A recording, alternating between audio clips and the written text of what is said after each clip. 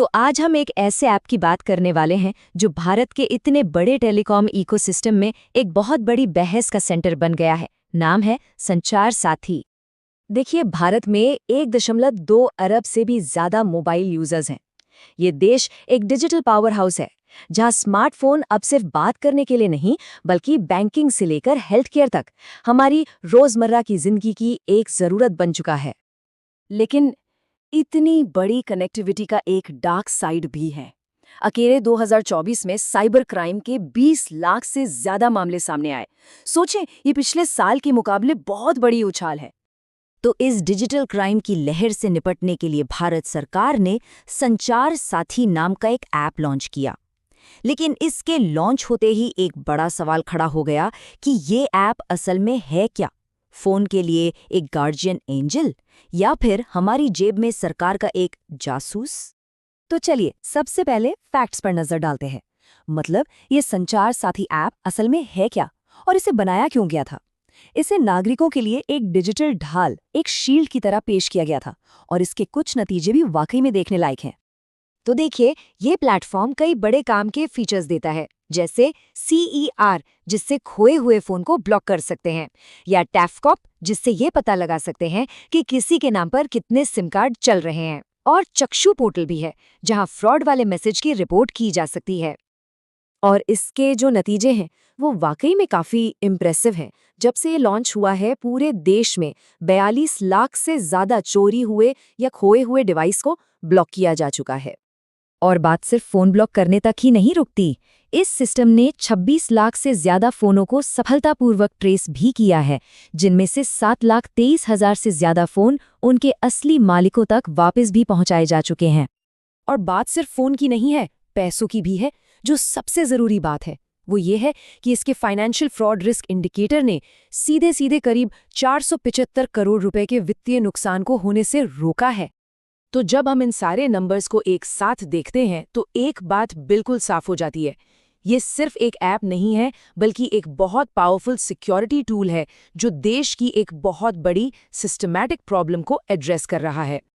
लेकिन कहानी में एक बड़ा ट्विस्ट तब आया जब ये मददगार टूल एक डर की वजह बन गया।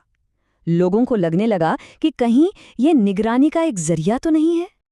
हुआ ये कि 28 नवंबर 2025 को एक ऐसा निर्देश जारी किया गया जो हर फोन बनाने वाली कंपनी को मजबूर करता कि वो संचार साथी को एक परमानेंट, मतलब जिसे डिलीट ही ना किया जा सके, ऐसे हिस्से की तरह इंस्टॉल करें। और यहीं से असली बहस शुरू हुई।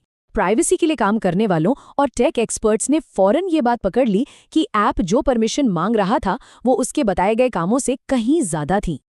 बस फिर क्या था, इसका जबरदस्त विरोध शुरू हो गया।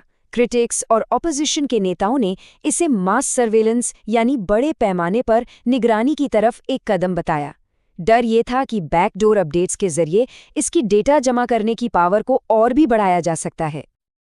अब इतना ज्यादा पब्लिक और इंडस्ट्री का प्रेशर बना कि सरकार को यह फैसला वापस लेना पड़ा, और इतनी तेजी से कि यह हाल के इतिहास में सबसे तेज पॉलिसी यू टर्न में से एक बन गया। तो देखिए हुआ क्या, घोषणा के बस कुछ ही दिनों के अंदर लोगों और टेक इंडस्ट्री की तरफ से इतना जबरदस्त विरोध हुआ कि सरकार को झुकना पड़ा और 3 दिसंबर को ये निर्देश वापस ले लिया गया। अब सरकार ने ऑफिशियली वजह क्या बताई? उन्होंने कहा कि लोग खुद ही इस ऐप को इतना ज़्यादा डाउनलोड कर रहे थे कि इसे ज़बरदस्ती इंस्टॉल करवाने की ज़रूरत ही नहीं पड़ी। हालांकि आलोचकों का मानना था कि ये तो बस चेहरा बचाने का एक तरीका था। तो अब ये फैसला पूरी तरह से एक नागरिक के हाथ में है।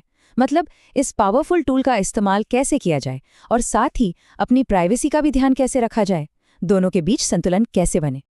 तो जो सबसे बड़ी चीज़ यहाँ निकल कर आती है वो है ट्रस्ट डेफिसिट, यानी विश्वास की कमी। मतलब ऐप तो अब वॉलंटरी है, कोई ज़बरदस्ती नहीं है, लेकिन इसे अनिवार्य बनाने की जो कोशिश हुई थी उसने सरकार के इरादों पर कहीं ना कहीं एक सवाल जरूर खड़ा कर दिया है। तो सवाल ये है कि इस प्लेटफॉर्म का फ़ायदा कैसे उठाया जाए और प्राइवेसी के रिस्क को कम से कम कैसे रखा जाए। इसके लिए 4 प्रैक्टिकल स्टेप्स हैं जो कोई भी ले सकता है। अपने कनेक्शंस रेगुलरली चेक करते रहें, खोए हुए फ़ोन को तुरंत ब्लॉक करें, ज़्यादा प्राइवेसी के लिए ऐप की जगह वेब पोर्टल का इस्तेमाल करें, और कोई भी सेकेंड हैंड फ़ोन खरीदने से पहले उसे वेरीफाई ज़रूर करें। और आखिर में संचार साथी की ये पूरी कहानी हमें एक बहुत ही अहम और बड़े सवाल के सामने लाकर खड़ा कर देती है। राष्ट्रीय सुरक्षा और हमारी पर्सनल प्राइवेसी के बीच की वो लाइन आखिर कहाँ खींची जानी चाहिए? ये एक ऐसा सवाल है जिसका जवाब आज हर डिजिटल डेमोक्रेसी को ढूंढना ही होगा।